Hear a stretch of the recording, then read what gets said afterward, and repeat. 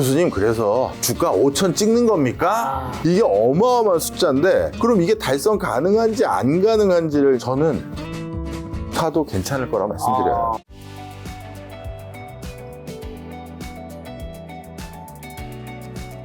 오늘은 이제 굉장히 뜨거운 뉴스가 있었는데 국회에서 상법 개정안이 통과됐죠. 예, 맞습니다. 자, 이거 통과된 거 핵심 내용 말씀해 주시면서 이 안에도 뭐 세부 내용들이 많잖아요. 이게 어디까지가 통과되느냐가 중요하다고 했는데 한번 이야기해 주신다면요. 네, 일단 이번 상법 개정안의 가장 중요한 그 취지는 이사가 대주주가 아니라 일반 주주, 즉 일반 주주의 이익까지도 보존하기 위한 행위를 하도록 그 명시했다는 게 제일 중요합니다. 명시됐나요? 네, 명시가 됐습니다. 명시됐다. 그게 명시된 게 왜 중요하냐면요. 우리가 뭔가 소송을 걸거나 내가 불이익을 당했다라는 걸 법에 의존해서 뭔가 보호를 받거나 네. 구제를 받으려면 법적 근거가 있어야 됩니다. 근데 그 법적 근거가 그동안에는 주주의 가치를 보존하기 위해서 노력해야 된다는 명확한 문구가 설정되어 있지 않았어요. 그런데 이번에 그게 들어갔다는 점에서 네. 가장 큰 첫 단추이자 가장 큰 단추를 이제 꿰인 거고요. 그 다음에 좀 더 세부적으로 가장 논의가 많이 됐던 게 3% 룰이라는 겁니다. 3% 뭐예요, 그거? 네, 쉽게 말씀드리면 사내 감사를 이제 선임해야 되잖아요.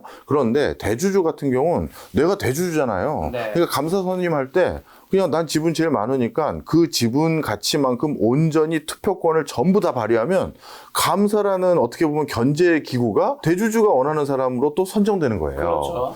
그래서 대주주 지분이 아무리 많더라도 네. 그 사람이 감사를 선임할 때는 그 사람 지분이 맥스 3%까지밖에 없는 걸로 그렇게 제한하는 것이 3% 룰입니다. 그거 통과됐나요? 통과됐습니다. 통과됐어. 그래서 난리가 났죠. 경제계 8대 단체라고 있어요. 기사 봤어요. 부담스럽다. 네, 이 8대 단체가 동시에 이 3% 룰은 너무 부담스럽고 이러다간 자칫 잘못하면 우리 줄 소송에 휘말려서 네. 경영을 온전히 할 수 없다. 뭐 이런 논조에 지금 언론 뭐 어떤 성명도 발표할 상황이 될 만큼 네. 그만큼 이 3% 룰이 마지막까지 옥신각신했던 대표적인 내용이었다. 이렇게 말씀드릴 수 있습니다. 또 뭐 그밖에 뭐 포함된 것들은 뭐가 있을까요? 3% 룰이 일단 가장 중요한 핵심 관건이었고요. 그리고 사실은 앞으로가 진짜 중요합니다. 왜요? 예를 들어서 한번 생각해 보세요. 우리나라는 그동안 여러 가지 뭐랄까요? 그 소액 주주들을 보존할 수 있는 여러 제도들을 조금씩 보완해 왔습니다. 네. 그런데 문제는 뭐가 있냐면 만약에 이 여러 가지 지금 법안들을 어겼어요. 어느 회사가. 그러면 그 다음이 중요한 거예요. 어겼을 때 어떻게 할 건지. 아직 어겼을 때 어떻게 할 것인지에 대한 그 세부 규정은 아직 시작도 논의를 안 했어요. 미국과 같은 경우는요. 네. 대규모 금융 사기를 전개했다든가 하면 제 기억으로 법정 최고형으로 두들겨 맞은 사람이 845년형을 받았습니다. 거기는 누적으로 올라가거든요. 근데 우리나라는 아직까지 이런 금융이나 주주가치를 훼손하는 일을 했었을 때 그랬을 때 그 사람들에게 내리는 페널티가 이렇게 크지 않아요.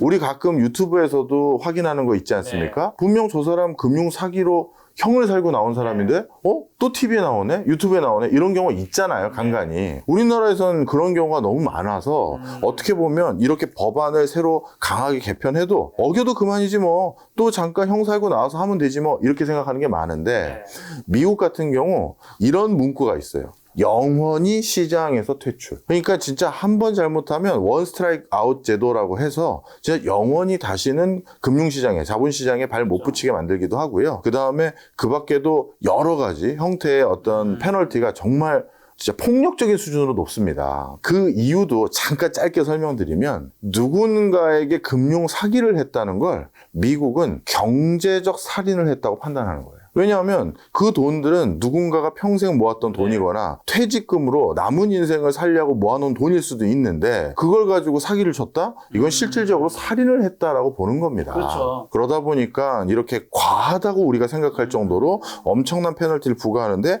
아직 우리나라는 그런 논의는 전개되지 않고 있습니다. 우리나라 경제사범에 대해서 미국에 비해서 좀 솜방망이 처벌이 있는 부분이 있었는데 앞으로 이게 어쨌든 강화될 확률이 높아지겠네요. 그렇죠. 이런 것들을 강화하지 않고서는 상법상에 지금 선언적인 문구만 가지고는 많은 것들을 다 해결했다 이렇게 보긴 어렵습니다. 그러면 이제 상법 개정안에 대해서 교수님이 보셨을 때는 재계에서 부담을 느낄 만큼 이게 주주들에게 좀 유리하게 많은 것들이 지금 적용되었다고 보나요? 아니면 사람들이 좀 기대한 것만큼은 지금 다 적용이 안 됐다고 봐야 될까요? 저는 재계에서 무슨 얼굴로 우리에게 이게 부당하다고 요구하고 있는지도 도저히 용납을 못 하겠어요. 자, 설명을 좀 드리면, 예를 들어서 상법에 이렇게 주주 가치를 보존하는데 기여해야 된다라고 명시가 되어 있으면 어떤 요구들이 빗발칠 수 있다라고 재계에서 얘기하고 있냐면요. 이런 겁니다. 예를 들어서 어느 연도에 주식회사 김 작가가 영업이익을 많이 남겼어요. 당기 순이익이 많아졌습니다. 그런데 주주들이 거기에 대해서 배당을 많이 받고 싶어서 김 작가 이사진에게, 주식회사 김 작가 이사진에게 압박을 넣어요. 너희 배당 많이 안 하면, 배당 성향 낮으면 우리 니들한테 소송 걸 거야. 알지? 상법 위반에 개정된 거. 이런 얘기를 할 수 있다는 거예요. 근데 CEO 입장에서는 또 이렇게 반문하는 거죠. 어느 연도에 이익이 많이 생겼다고 그걸 전부 배당을 때려버리면 미래를 위한 회사 내 투자, 그리고 먼 미래를 대비하기 위한 리스크 관리 자금, 이런 건 어떻게 보존할 수 있겠느냐. 매번 배당하는 게 아니라 먼 미래를 본 지속적인 투자도 해야 되는데, 그런 것들 배당으로 주주의 이익을 실현한다는 차원에서 다 해버리면 오히려 회사의 본질적 가치가 훼손될 수 있습니다. 이런 얘기를 하고 있는 거예요. 자, 그런데 제가 여기에 동의를 하기가 어려운 게, 그동안 제대로 배당을 많이 해줬던 사람이 이런 소리를 하면 제가 아유 죄송합니다, 신경을 쓰이시겠네요, 이럴 수가 있는데, 뭔 배당을 해봤다고 그런 말을 하는 건 정말 배당이나 좀 해보면서 그런 소리를 했으면 제가 편을 들어줄 텐데 그 말을 할 염치가 없다. 염치도 없죠. 그래서 말도 안 되는 소리고요. 그리고 그동안 우리에게 입힌 피해는 생각 안 합니까? 어떡하면 물적 분할하고. 그러니까요. 이런 것들은 생각 안 하고 그냥 이제 와서 이렇게 주주가 우리의 그 경영 활동을 옥죄일 수 있다. 이건 정말 말도 안 되는 얘기입니다. 그래서 재계의 편을 도저히 이번엔 들어줄 수 없고요. 그렇다고 그러면 개인들이 이번 상법 개정안으로 우리가 원하는 것들을 다 충분히 다 받아들여진 거냐? 아닙니다. 앞에서도 말씀드렸듯이 이미 우리는 여러 차례 법안을 개정해서 소액 주주들의 이익을 실현할 수 있는 기회들을 조금씩 만들어 왔습니다만, 그걸 어기는 회사들이 너무 많았고, 그걸 어겼을 때 회사는 소액의 벌금이라든가 이런 것들만 내고 끝난 경우들이 많았어요. 그래서 앞으로는 이런 솜방망이 처벌이 아니라 진짜 잘못됐을 때 대주주에게 경영권을 뺏는다든가 이런 정도의, 꼭 그러라는 게 아니라 그런 수준의 어떤 고압적인 어떤 그 페널티가 있어야 아마 이 상법 개정안이 실효성이 있는 법안이. 어떻게 보면 첫 번째 사건의 판례가 중요하겠네요. 그렇죠. 그리고 그 다음에 후속으로 이 상법 개정안을 온전히 실행하기 위한 시행령, 시행규칙, 이 하위 법안들도 이제 여러 가지 바꿔줘야 된다, 이렇게 말씀드립니다. 저 이재명 정부의 내수 진작을 위한 추가 경전 예산도 의회 의결이 있었고 상법 개정안은 이제 처리가 됐는데, 그러면 이제 증시 체질 개선과 주가 상승의 실질적인 효과를 앞으로 낼 것으로 기대하시나요? 저는 기대합니다. 실질적으로 최근 들어서 글로벌리 가장 증시가 많이 올라간 그 나라가 한국이었고요. 그리고 이렇게 그 글로벌리 증시가 많이 가장 많이 올라간 국가가 한국이었었던 그 과정에는, 물론 일각에서는 외국인이 달러 약세가 우려되니까 이제 이머징 국가들 또는 한국과 같은 다른 국가에 자금을 옮기기 시작했기 때문에 주가가 3천 찍은 거 아니냐, 이렇게 얘기하신 분들도 있습니다. 근데 그것도 물론 일부 작용한 건 사실입니다만, 외국인들도 다른 나라에 비해서 한국에 자금을 더 많이 옮겨놓은 것은, 다른 나라가 아니라 한국을 선택한 것은 이번 상법 개정안에 대한 기대감이 무엇보다 컸었고요. 개인들도 역시 마찬가지고요.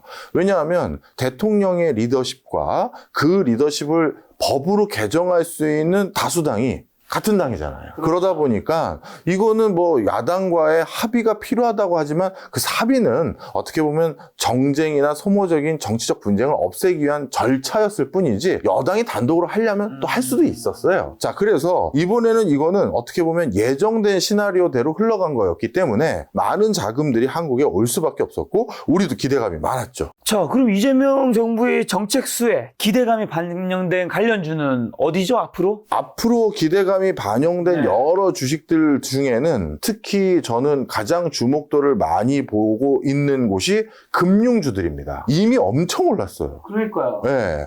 이게 왜 그러냐면 처음에 이제 이 다음으로 후속 조치가 진짜 배당 성향이 높아져야 될 거 아닙니까? 이 상법이 주주 친화적인 법으로 바뀌었으니까요. 근데 배당 성향을 높게끔 이미 기존에 있는 사기업의 대주주, 총수들의 옆구리를 비트는 거는 정부가 좀 한계가 있습니다. 근데 우리나라 금융, 5대 금융 지주회사들이라든가 이런 데는 사실 실질적으로 그 금융 지주회사의 회장을 정부가 선정해서 앉히잖아요. 그리고 이 금융권들은 대부분 정부의 그 정책적인 가이드라인 아래서 경영활동을 해가는 회사들이 많이 있어요. 그러다 보니까 자연스럽게 정부가 먼저 금융회사들부터, 정확히 말하면 은행부터 팔 비튼 거죠. 네.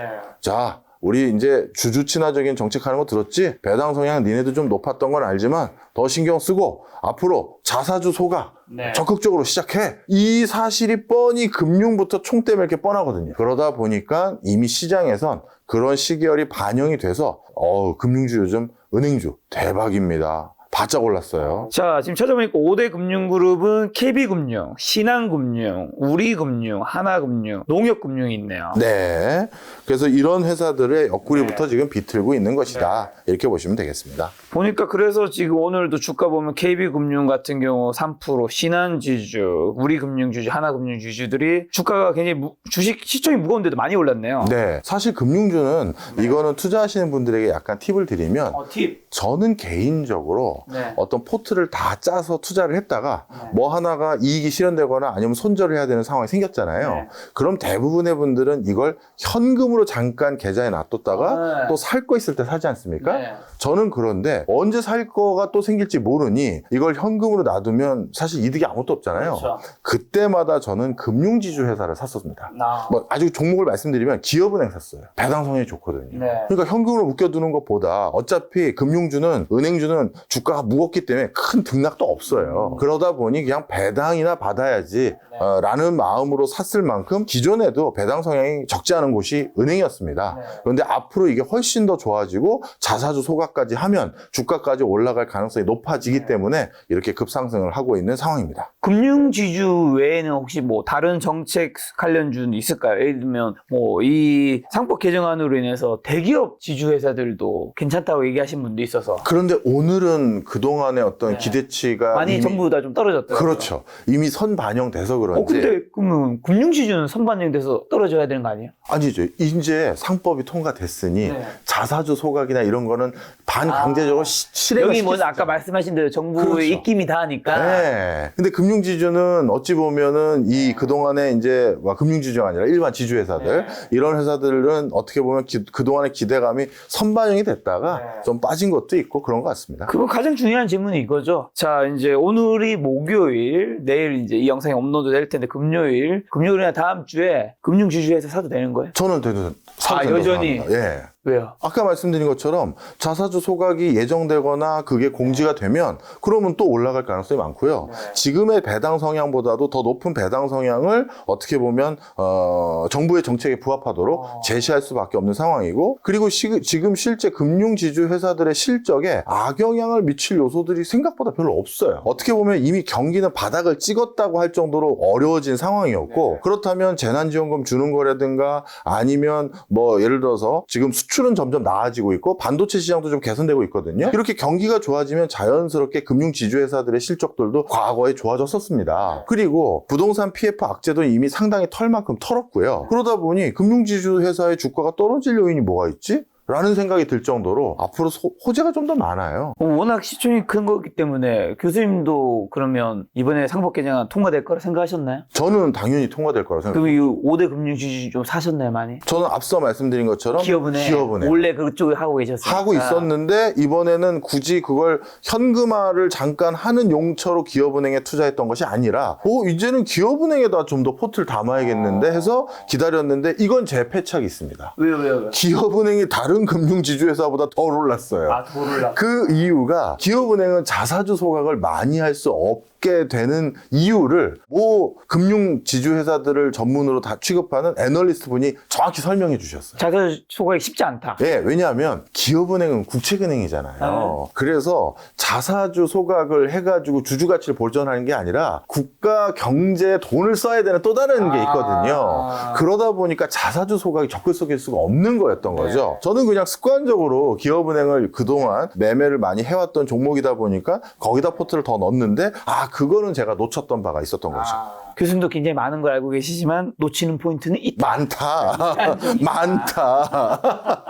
자, 그러면 올해 상반기에 가장 많이 오른 주도 섹터는 뭐 많은 분들이 알고 계시겠지만 조방원, 전력기기, 건설, 뭐 증권, 엔터, 화장품, 하나그룹주 등이 있는데 하반기에는 좀 지금 말씀하신 금융지주 외에는 좀 어떤 섹터가 지금 가던 섹터가 그중에서 몇 개 섹터가 갈까요? 아니면 지금 소외받은 섹터에서 갈까요? 소외받은 섹터뿐만 아니라 방금 언급해 주셨던 분야도 앞으로 계속해서 달릴 가능성이 많습니다. 좀 설명을 드릴게요. 이거와 같이 맞물려서 저한테 가장 많이 질문하는 거, 교수님 그래서 주가 5천 찍는 겁니까? 이 질문 진짜 많이 하세요. 아니 4천 생략이에요 이제?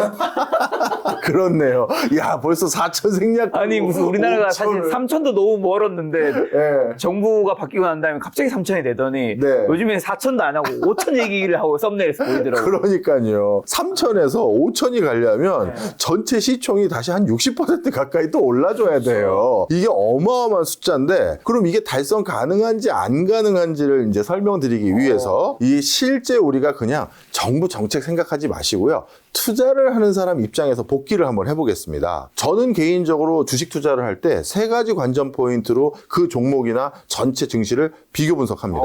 첫째는 실적이죠. 당연히 실적이 얼마나 주가가 고평가되는데 아니면 상승하는데 중요한 근거 아니겠습니까? 그래서 실적 보고요. 두 번째는 미래에 대한 기대감입니다. 기대감. 이건 무슨 소리냐? 대표적으로 예전에 우리 전 국민의 국민주였던 테슬라 생각하시면 돼요. 테슬라 뭐 흑자 낸 적 얼마 되지도 않습니다. 그런데 테슬라 계속 적자 누적되고 있는데 주가는 막 날아다녔잖아요. 그거 왜 그렇죠? 실적이 아니라 미래에 대한 기대감 때문이었습니다. 그래서 실적, 그다음 미래에 대한 기대감, 그리고 마지막이 사실 저는 개인적으로 이게 제일 중요한 요소라고 생각하는데 수급입니다. 갑자기 코로나 터져서 유동성 공급되니까 즉 수급 차원에서 아주 우호적인 환경이 됐더니 어떻게 됐어요?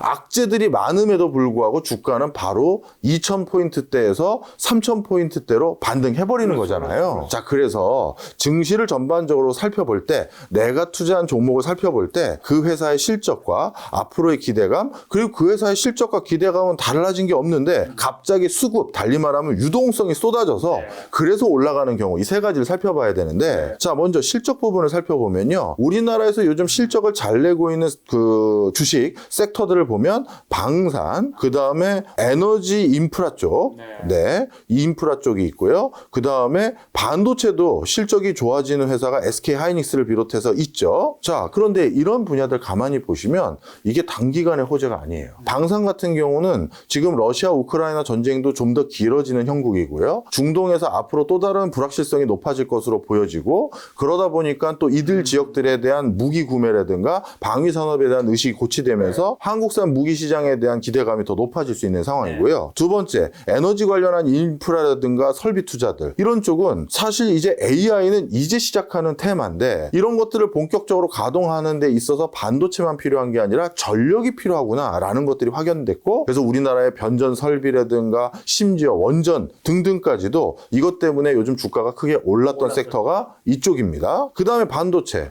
삼성도 3분기부터 실적 개선이 본격적으로 이미 예고되고 있는 상황이고요. 그래서 평택 공장도 공장 건립을 완공하는 걸 멈췄다가 지지난주부터 다시 시작했잖아요. 이거 다시 사이클 들어오기 시작했다라고 삼성에선 판단한 것 같아요. 그리고 반도체 가격도 가격이 지금 나름대로 우호적인 상황으로 바뀌었고요. 자, 그런데 이렇게 되면 또 어떻게 되느냐?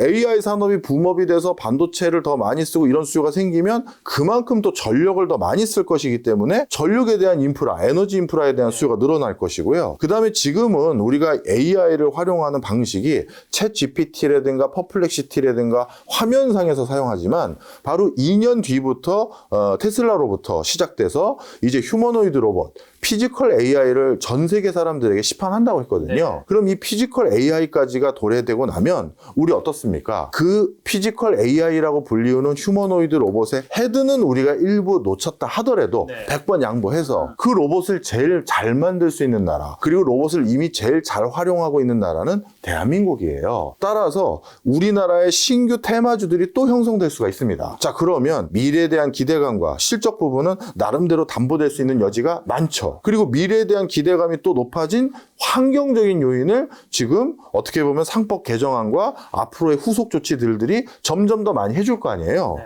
그럼 이 두 가지는 앞으로 우리나라가 주가 5,000포인트까지 가는데 상당히 긍정적인 역할을 할 수 있는 면모들이 사실 꽤 있습니다. 네. 부정적인 것도 있지만 네. 근데 문제가 세 번째 수급입니다. 2027년부터 어떤 변화가 생기냐 하면요.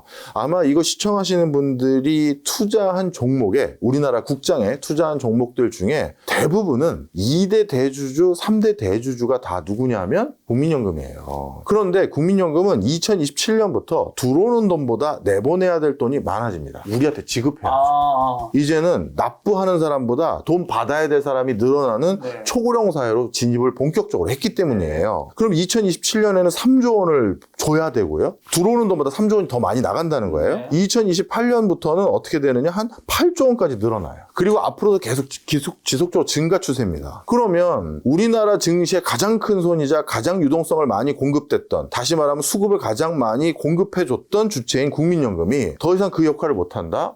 야, 이건 주가 5천 가는데 나름대로 악재라고 할 수 있는 거예요. 네. 국민연금뿐만 아니라 우리나라에는 다양한 공적 연금 형태의 자금들이 있는데 뭐 군인공제회, 경찰공제회, 과학기술공제회 이런 자금들 중에 어떤 공제의 일부 자금은 주식시장으로 들어와 있어요. 그런데 이런 공제회들도 슬슬 지출이 더욱더 늘어날 수밖에 없는 상황이거든요. 그렇다면 여기서 펑크 난 걸 어디서 메꾸고 더 얹어야 5천을 가는데 그 부분에 대해서는 아직까지 명확한 답이 없어요. 그럼 교수님, 정부가 또 법을 개정해서 국민연금에 더 많은 자금을 우리 증시에 투자하는 형태로 바꾸지 않을까요? 이렇게 생각할 수 있거든요. 근데 그게 또 쉽지가 않은 게 이미 우리나라 증시에서 국민연금이 투자한 비중이 한 9%에서 10% 정도 됩니다. 근데 이거 굉장히 큰 금액이에요. 우리나라 못지않게 국부펀드를 크게 운영하는 다른 나라들, 캐나다 자국 국부펀드가 자국 증시에 투자한 비중이 2% 정도고요. 노르웨이도 한 2% 수준이고 뭐 이런 수준입니다. 물론 전 세계에서 자국 증시에 투자한 비중이 가장 큰 나라는 미국인데 한 30% 돼요. 근데 미국은 워낙 증시가 큰 곳이니까 그럴 수 있다고 치고, 자, 그래서 돌이켜보면 한국과 유사한 수준의 사이즈와 관련된 국가들 같은 경우 같은 국가들 중에서는 우리 증시 투자 비중이 이미 높아요.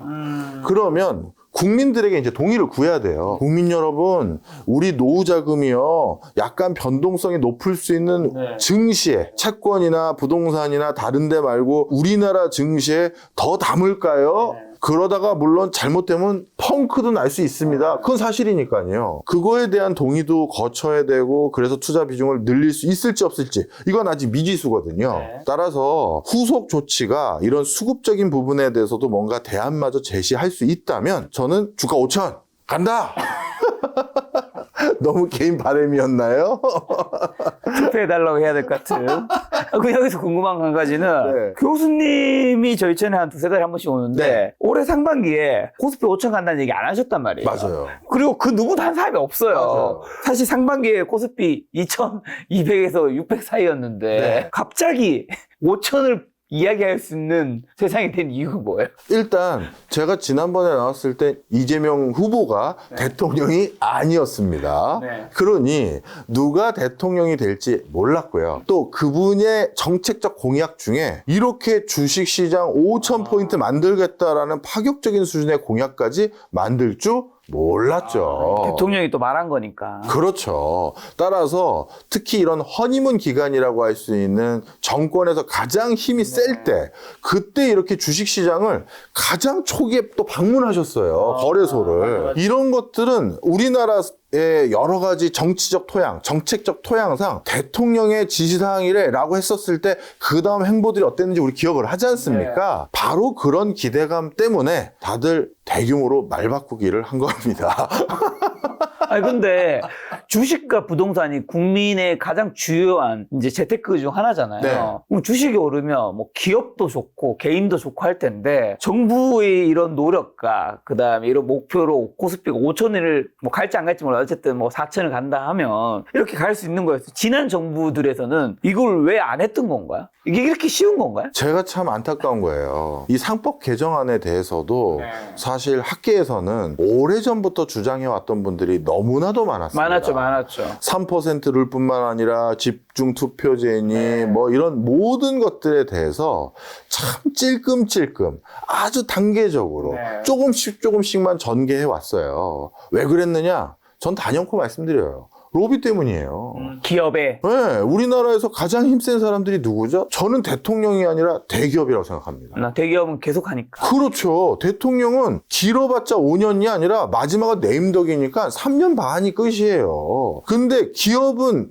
계속 가거든요. 그러니 다양한 경로로 보이지 않게 또는 보이는 형태로 로비 아닌 로비를 해왔던 것이고요. 그런 것들이 계속해서 뒤로 딜레이 되어 왔는데 우리 국민들의 이제 시민의식도 굉장히 성숙해졌고 무엇보다 예전에는 주식 투자하는 사람의 숫자가 저 대학교 재학 시절부터 코로나 직전까지 500만 명 수준을 조금 넘고 왔다 갔다 하는 걸 바뀐 적이 없어요. 그러니 대통령 후보들도 역대 주식시장 부양하기 위한 정책 공약에 관심이 없죠. 그런데 이제 우리나라 주식시장 인구가 거의 2천만 명에 육박할 수준까지 와 있단 말입니다. 그러다 보니 이건 유권자층이 너무 커졌어요. 머리 굵은 성인은 다 주식 투자하고 있는 거거든요. 당연히 이런 상황에서는 정부의 최고 의사결정권자가 힘을 실어주고 신경을 쓰고 관심을 들 수밖에 없게 된 거죠. 바로 이런 주식시장에 뛰어노는 유권자들이 많아지다 보니까 거대 그룹의 총수들보다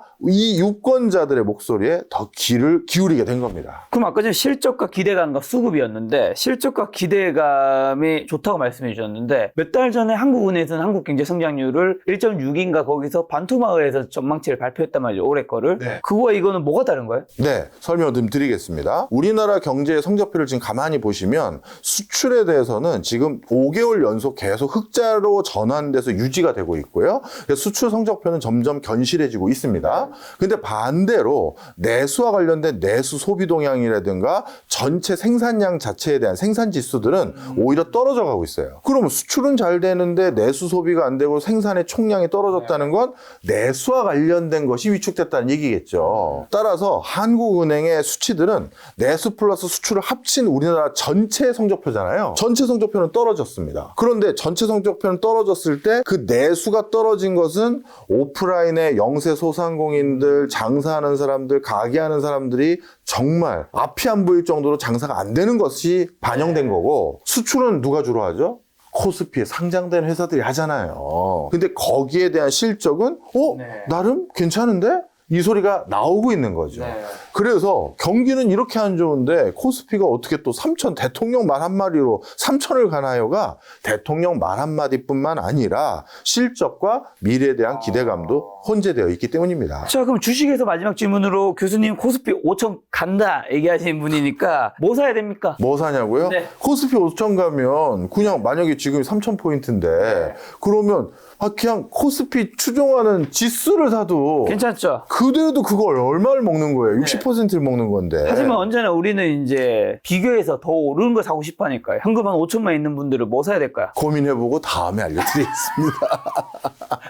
조금만 힌트라도 주고 가세요. 자, 잘 모르겠으면 지수를 사라. 저는 금융주 사도 괜찮을 거라고 말씀드려요. 여러분들 놀라지 마십시오. 우리나라 시가총액 1등 기업부터 저기 100등 기업까지 보면 메리츠가 우리나라 전체 시총에서 몇 위권이라고 생각하십니까? 메리츠 주가가 너무 많이 올라서. 맞아요. 그럼 메리츠가 진짜 그렇게 많은 일을 하고 워낙 큰 규모의 사업들을 하느냐? 사실 메리츠 종사자분들께 죄송하지만 그렇지 않습니다. 다른 금융사에 비해서. 예. 그럼 왜 이렇게 시총이 높은 거냐? 오래전부터 주주치자적인 정책으로 배당 성향 높았고 자사주 소각해왔고 이런 걸 계속 해왔거든요. 바로 그것만으로도 시총에서 이렇게 높은 자리를 차지할 수 있다는 건 이제 다른 회사들도 그렇게 해버리면 그렇게 시총이 높아진다. 그럼 메리츠와 똑같은 업을 하고 있는 또 다른 회사들은 금융주, 은행주. 그러면 은행주 기대해볼만 하겠는데 생각할 수 있겠죠. KB, 하나, 신한, 우리, 농협. 네. 저는 기운을 샀지만 네, 기운은 좀 아닌 것 후회했다. 같다. 요 5개 회사는 뭐 다 비슷하겠죠? 다음에 말씀드리도록 하겠습니다.